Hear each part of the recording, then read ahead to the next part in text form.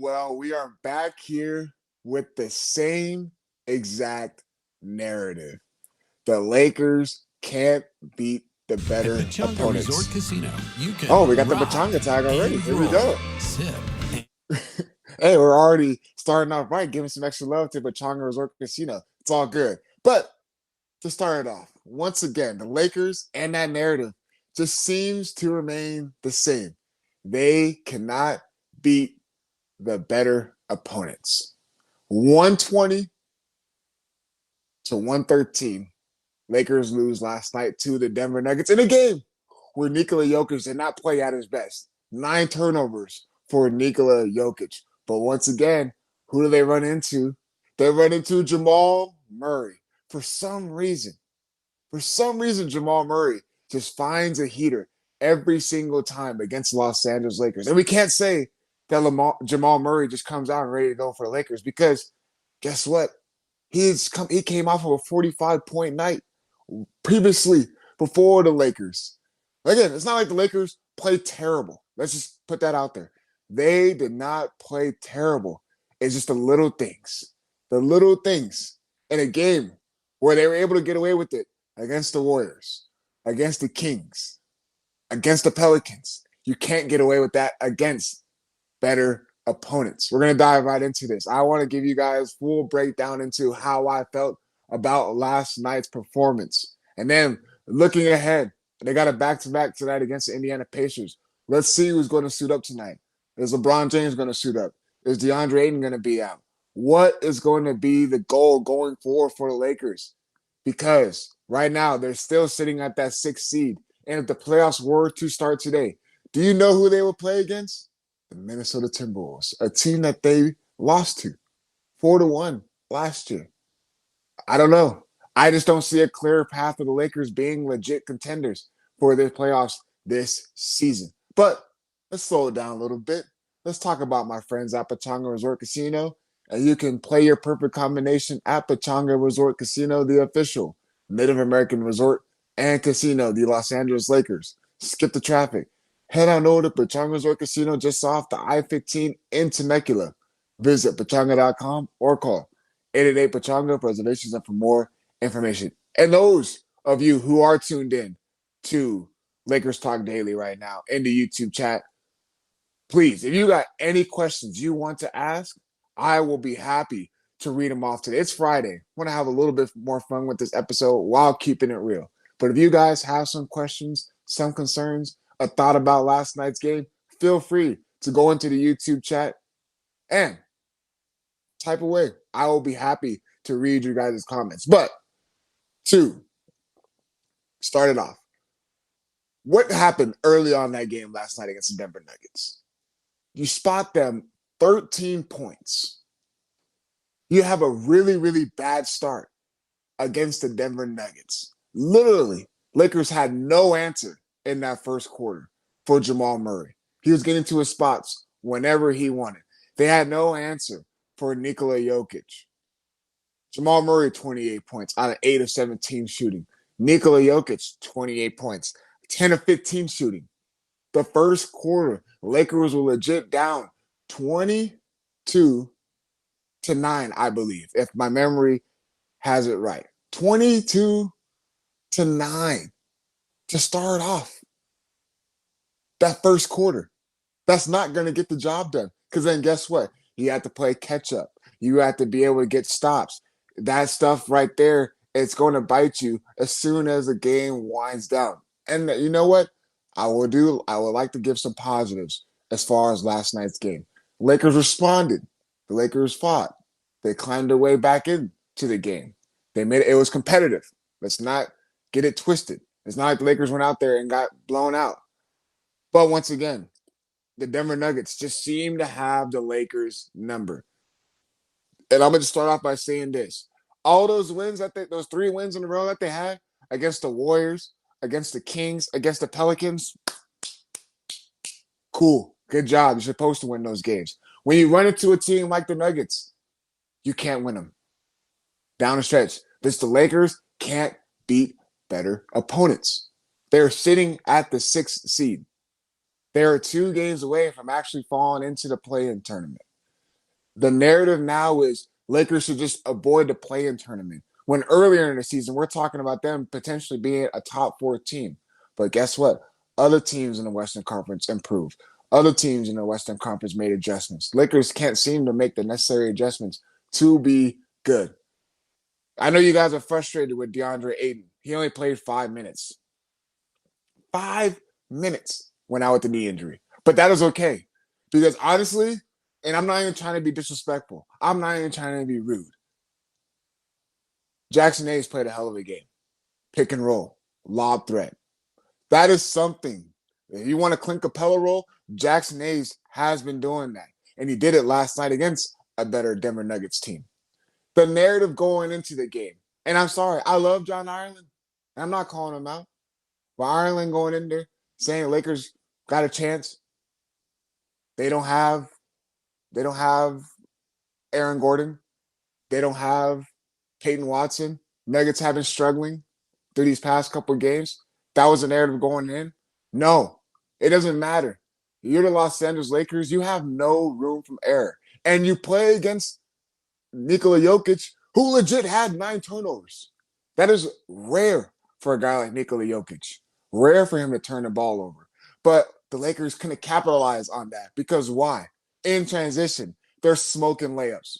How many missed layups did we see last night from LeBron James, from Austin Reeves, from Luka Doncic? And we're going to get into Luka Doncic. I know you guys still have some concerns about him as far as him complaining. He received his 15th technical last night. He is one more technical foul away from being suspended for a game down the season. Can't afford that, especially if you start to look at the next couple of stretches of their games when they got the Knicks, the Timberwolves, the Bulls, and then you followed up. You got the Denver Nuggets coming right back. Just look at that. The Knicks, the Timberwolves, and you got the Nuggets all in the same span. That is going to be tough. No more of this. This is going to be an eye tester for the Lakers. This was an eye tester for them, and they couldn't get the job done. They couldn't. And honestly, the bench, shout out to Rui Hachimura, played a good game, but it's not enough. He does it in spurts. It's not enough. It's got to be consistent. And I hate saying that because I'm proving Greg Bergman right that Rui Hachimura has disappeared through these past couple of games, and he shows up tonight, last night against the Denver Nuggets, had an efficient scoring night, getting to his one drill pull-up, knocking down wide open looks. He actually defended really, really well, but it's not consistent. Then you look at the rest of the bench. Jake LaRavia is starting to get to the point where he might be unplayable. 2 points. And they're leaving him. They are legit leaving him wide open. Like literally, they're starting to get to the point where they look at him, they're not even closing out. He's hesitant, as they should. Why should I close out on a guy who's proven that he's not a consistent three-point shooter? He's only playing 10 minutes now. His minutes are starting to decrease. Now, so when you look at it's starting to get to the point now, JJ Redick is probably running out of options. He is. And what? Are we going to go back to let's run a small ball lineup? Let's put LeBron James at center? Because we can't trust nobody else? A game where you have Nikola Jokic with 9 turnovers, and you can't take advantage of that. And then let alone, everyone wants to talk about Lakers not getting foul calls. Lakers not getting this. Remember, Lakers shoot they shoot the most attempts out of everyone when it comes to the NBA. Okay. But what? You can't knock down free throws. How many missed free throws do we see for the Lakers? But this is what the Lakers are. This is who the Lakers are. This is where they are at. A team who is good, but not bad, but they're not great. They're in the middle of the pack. You're telling me that we should expect them to go into a playoff series and beat somebody in a 7-game series? It's hard. It's hard because the games where they do line up against the Rockets, against the Nuggets, against the Thunder, against the Spurs, which I know they split some games with the Spurs, but the Spurs have gotten better when the second half of the season started to approach. The Spurs team that the Lakers played in the beginning of the season compared to now, it's a totally different San Antonio Spurs team. How can we trust them to actually go out there and give a team a legit 7 game series? Denver was missing guys. Can you imagine if Denver was fully healthy? When you add in a guy like Aaron Gordon and you add in another athletic wing and Peyton Watson, we probably have an even more different discussion about last night's game. And it's tough because JJ Redick, you see him trying to stagger minutes of LeBron James. You see him trying to stagger minutes with Luka and Austin Reeves. And it's worked. And I thought it would work going into last night's game, but Lakers can't defend. Julian Strawther is getting open looks. Julian Strawther is getting open looks. Tim Hardaway Jr., microwave, came in hot right from the bench. But once again, that wasn't the story. The story is Lakers were able to force turnovers in Nikola Jokic. They were able to capitalize in transition. Jamal Murray was able to get to his spots whenever he wanted, left and right. Lakers had no answer. And guess what? The Lakers can't play in a 2-3 zone. They can't do zone because why? They can't rotate properly. The Nuggets actually have real knockdown shooters. They got Julian Strawther who knocked down an open look. Bruce Brown was knocking down open looks.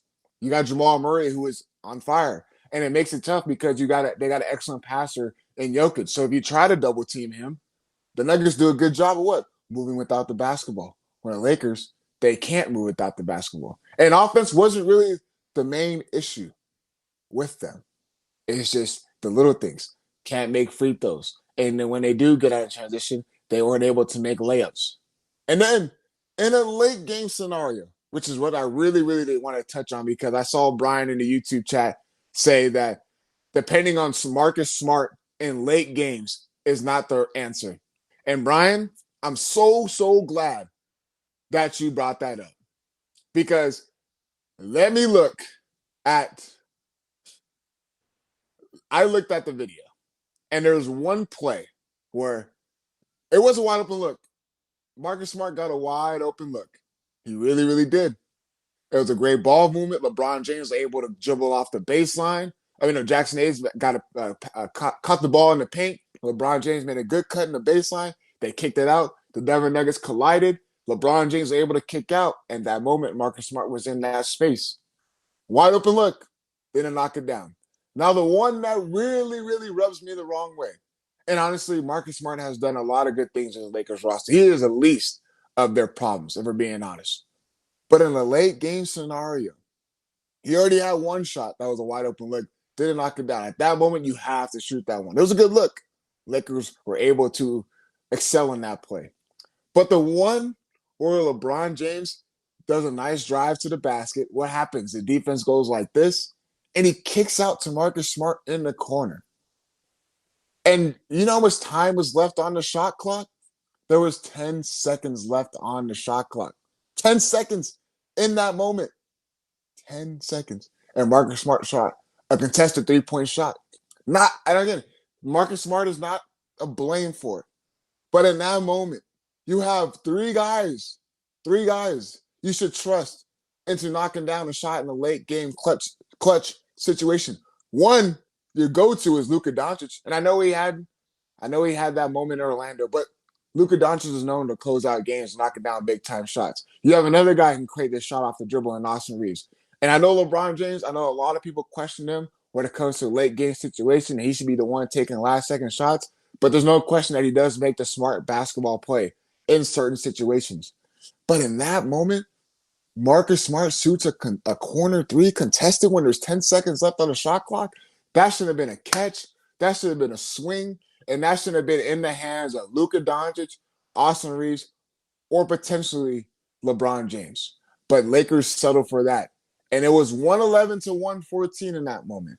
And then what happens? Nuggets get a rebound. Lakers foul. Nuggets, what do? They knock down their free throws. They shot 90%. Lakers don't knock down their free throws. Remember, Lakers had a chance to tie the game, too, before all those moments. It could have been 112 to 112. And you have one of your best free throw shooters in Austin Reeves at the line. He misses a second one. So the Lakers had their moments. They had their chances. But when you run into a better opponent and you can't make the necessary adjustments, you can't make the little tweaks, Lakers are there. They will cut the lead down. The Denver Nuggets will go on a run. They push the lead back up to 10. They can't beat the better opponents. And that has been the narrative so far this season. So I know you guys I hate it. Got to talk about Luka Doncic and him receiving his 15th technical and how that should be handled and what should he be doing. So we're going to dive into that, talk a little about that, and then we're going to look ahead to their schedule. But before we do any of that, I got to take a break and let my partners at Pachanga give you guys a quick word. At Pachanga Resort Casino, you can rock and roll, sip and slide, twist and shout. Play your perfect combination at Pachanga Resort Casino, official Indian gaming sponsor of the Lakers. Whew. 120 to 113, the Los Angeles Lakers lose last night to the Denver Nuggets. And you know, it's frustrating because you see glimpses, you see moments like, oh, okay, here we go. But Lakers are seeming to get in their own way. And the decision-making and clutch situations. And you know what's crazy? Let me just throw this out there. You know what's crazy is that everyone going into this game, I even brought it up yesterday on the DeMarco and Travis afternoon show. I heard Mason and Ireland talking about it. As far as the Nuggets, they struggle.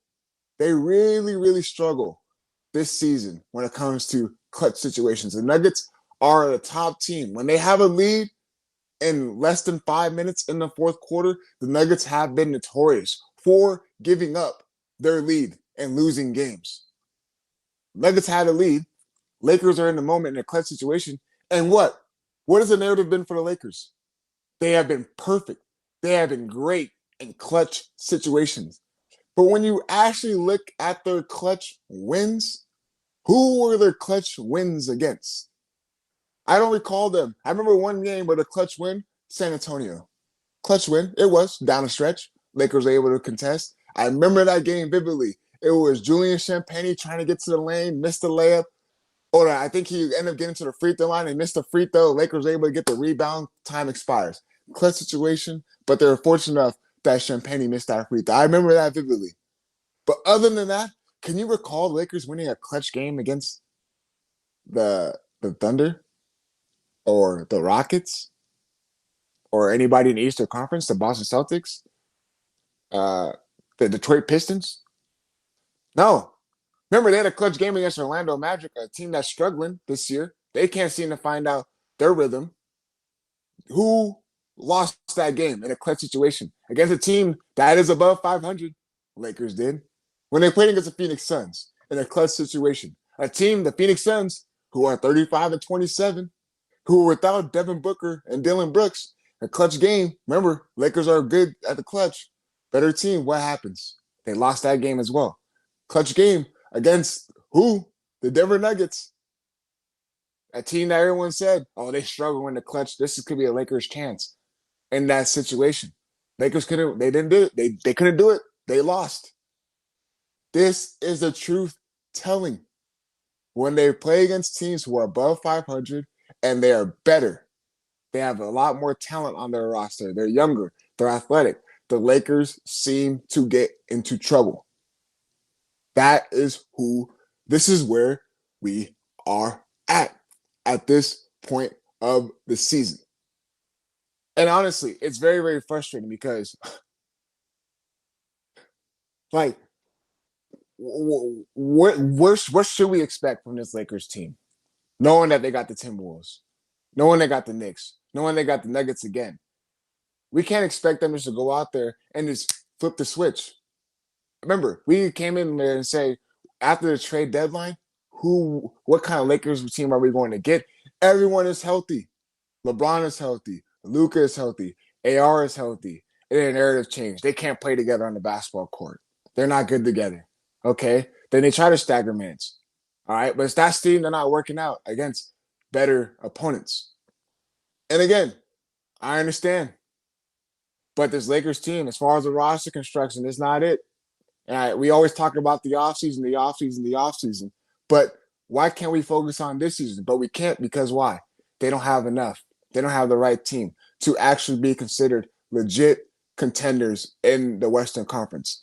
Now, to be a quick transition because Luka Doncic has been the main topic this morning in regards to him bickering, complaining to the referees. I've seen a lot of stuff as far as why does he exert so much energy when it comes to him bickering at the refs. He received his 15th technical foul last night, and I understand there was a moment where he probably shouldn't have received that one. Remember, he leading up to that, he was bickering, he was bitching, he was complaining. Does it get exhausting? Does it get tiring? It does. It really does get tiring seeing him every single game look over whether he's not getting a foul call. Remember, Luka Doncic is averaging 10 free throws a game, damn near. So it's not like he's not getting to the free throw line. It's not like there's been oblivious calls where the refs are missing. No, he gets to the free throw line. Now, why does he exert so much energy on that end of the basketball court when realistically, Luka Doncic should be exerting that energy on the defensive end of the basketball court?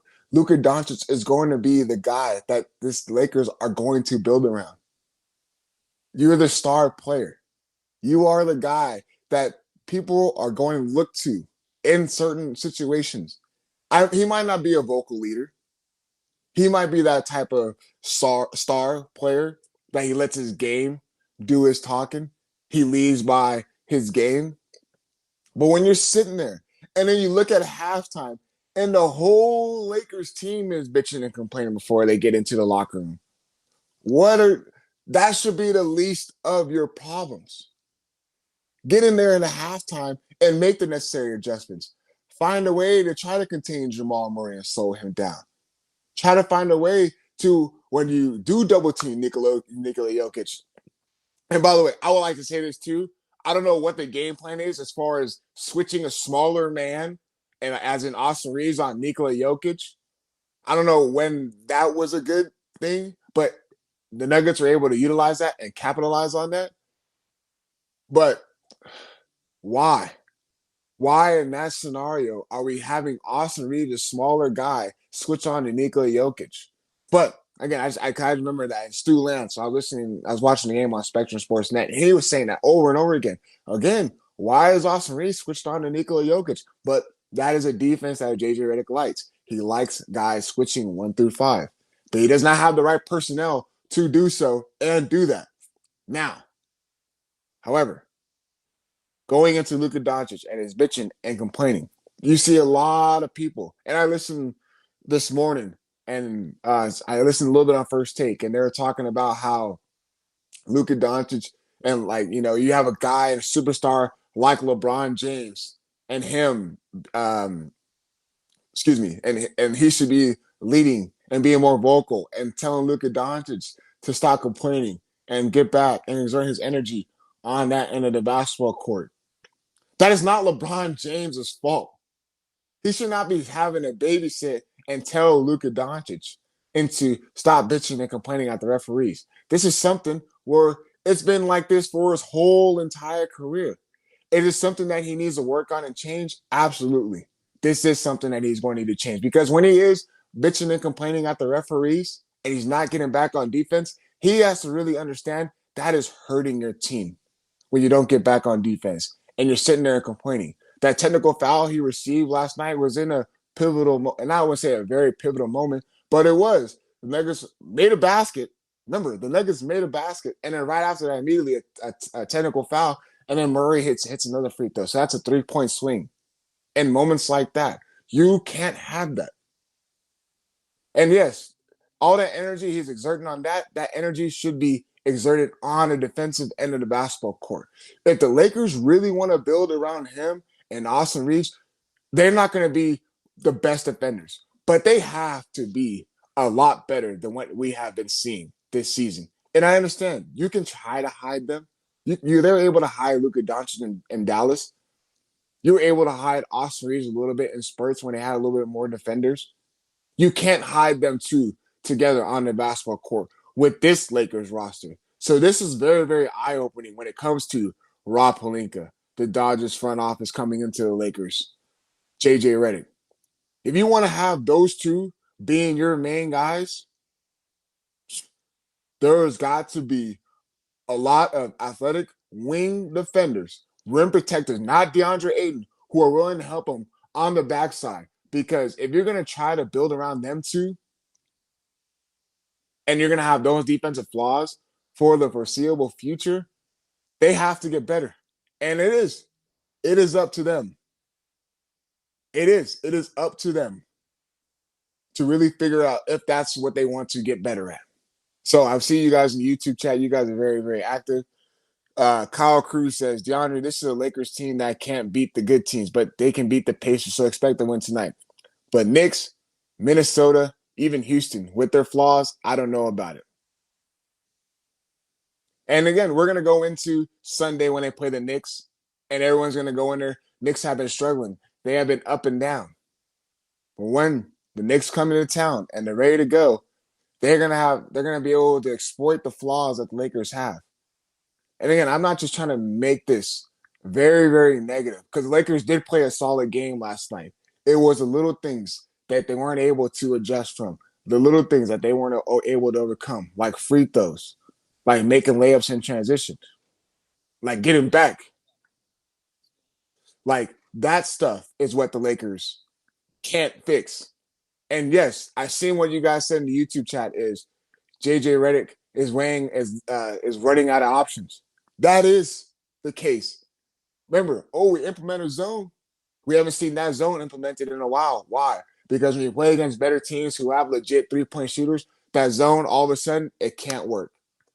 Oh, we're gonna stagger minutes with LeBron James, Luka Doncic, and Austin Reeves because all three of them can't play together on the basketball court. Excuse me, it looks good with Luka and AR. But then the rest of those rotational guys, you have inconsistency from Rui Hachimura. You have inconsistency from Jake LaRavia. Luke Kennard can't get his shots up. Jackson Hayes played a really good game. He has been playing solid throughout the season, but you can only play him in spurts before he starts to not get engaged and he starts getting himself into foul trouble. You can't count on DeAndre Ayton to be consistent. Look at all those names I listed. So we might run into the point when we get into the playoffs where guess what? We might see that JJ Redick and what he does as far as keep 5 guys in the same and make no subs. And it bit them last year when they ran into the Minnesota Timberwolves team. But who can you actually trust? Who can you? Besides your three main guys and Rui Hachimura in moments. So to continue to read off more of you guys in the YouTube chat, Peter says, problem is we won't get in those and get them. Problem is we won't get those in a year or two. So trade AR, get some players that complement Luka. Peter, you are really, really on getting rid of Austin Reeves, man. And I hear it as far as you guys have been really, really on Austin Reeves, especially in the YouTube chat. You know, Jay says that AR can't play off the ball, and AR and Luka are defensive liabilities. And that is going to be a big question going into this offseason and whether paying Austin Reeves $40 million a year. That is a big investment for two players who can't defend, 2 players that have been liabilities. I know everyone says there's been reports that guess what? They're going to try to do the 2.0 Dallas Mavericks type of scheme, type of team. But if you don't have those type of guys around, it's not going to work. It's not going to be helpful. You're not going to be able to build the right team because they are able to get exploited. You can't hide them. And it's lazy. The defense that they do is lazy. They can't rotate the right way. How many wide open looks were the Nuggets able to get in a scramble situation? Again, they can't beat the better teams this season. They're going to have a game tonight against the Indiana Pacers, and they're going to look good. But you know what everyone's going to say after tonight?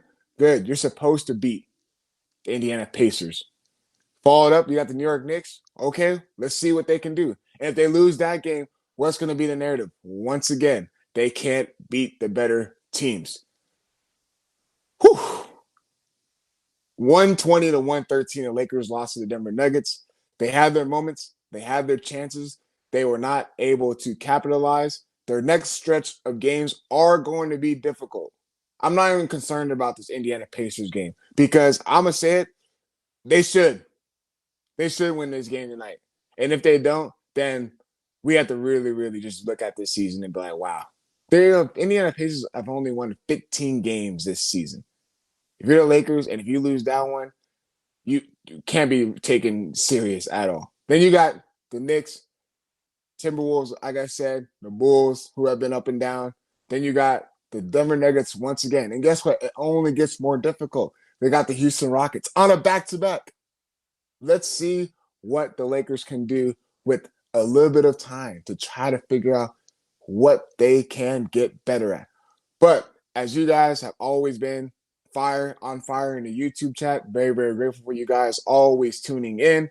I will be talking to you guys next week. We'll be definitely be recapping the New York Knicks game and leading into the Minnesota Timberwolves game. That is next week on Tuesday. I believe that is a late game, by the way. So we're just going to keep on. Let's see what this Lakers team is going to be able to do with playoffs rapidly approaching. But for myself and my guys in the back in the social room, I will be talking to you guys next week. Thank you guys for always tuning in. We out.